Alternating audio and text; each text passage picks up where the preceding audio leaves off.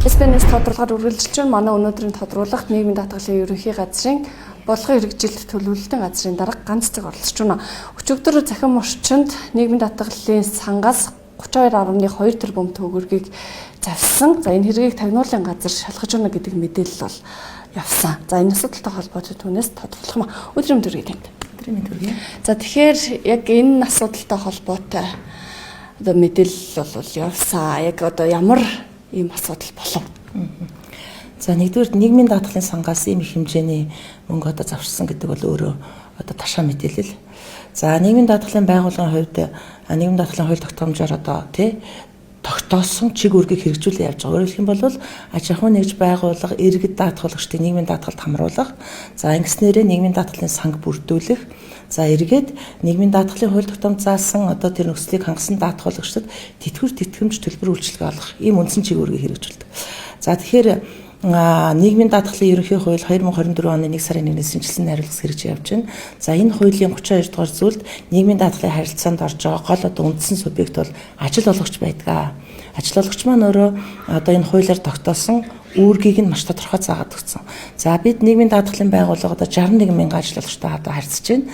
За энэ ажил олгогчдын хувьд тухайн ажил олгогч иргэн хүнтэй хөлсөөр ажиллах, ажил гүйцэтгэх гэрээ байгуулж болно. За хөдөлмөрийн гэрээгээр ажиллаж байгаа үндсэн ажлууд энэ хүмүүсийн цалин хөлс тэр үеийн одоо ажлын байрны мэдээлэл ямар ажил албан тушаал дээр ажиллаж байгаа юм тийм ээ энэ мэдээллийг үнэн зөв гаргаж нийгмийн даатгалын байгууллагад сар бүр талин мэдээг өгөх ийм одоо шаардлагатай.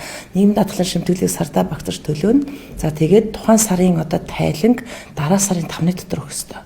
Тэр өчигдрийн гарсан асуудал бол ажил олгогчийн хувьд одоо тайлан мэдээг буруу өгсөн. За тухайн ажил олгогчд ямар нэг одоо хүнийг одоо тайлан дээр нэмж тийм ээ. Өөрөөр хэлэх юм бол одоо ажиллаагүй хүнийг нэмж тайлгансан. За энэ хүмүүс нь цалин мэдээлэл авсан мэтээр одоо мэдээлэл өгснөөр нийгмийн даатгалын сангийн мэдээллийн баазад орсноор ийм одоо нөхцөл байдал үүссэн байна. За энэ асуудлыг бол нийгмийн даатгалын ерөнхий газраас урьдчилсан байдлаар бол энийг бол мэдсэн. За нийгмийн даатгалын ерөнхий газар дээр ажлын хэсэг гараад ажиллаад ерөнхий газрын даргын зүйлийн хурлаар холбогдох одоо үр дүнгийн хилцээд ингэ явж байгаа. За энэ мэдээллийг бид нар одоо бас энерги төсвөнд гарсан шалгалтын дүнтэйгээ холбоотой мэдээлэлээ эрхүүхийн одоо хуулийн хэлтийн байгууллагатай хамтраад ажиллаа явж байгаа ийм асуудал байна. Тэгэхээр яг тухайн нөхцөл байдлыг илүү тодруулбал те яг хэдэн аж ахуйн нэгжийн бичиг баримтыг бүрдүүлж өгсөн байсан. Тэ одоо ер нь бол хэдэн аж ахуйн нэгжид холбогдож байгаа юм хэрэг юм байна.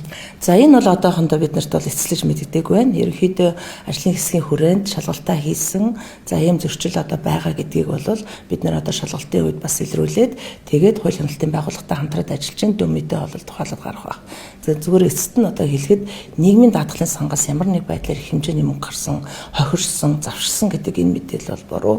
Харин энтэй холбоотой тэр одоо худал мэдээлэл одоо гаргаж байгаа. Дотор нь одоо хүн ажиллаагүй байхад тухайн ажилтныг мэдээлсэн гэдэг үндслээр лавлгаа мэдээлэл буруу гарсан байх ийм асуудал байгаа учраас энэ дээр бол ажиллаж байна. За мэдээлэл өгсөн танд баярлалаа.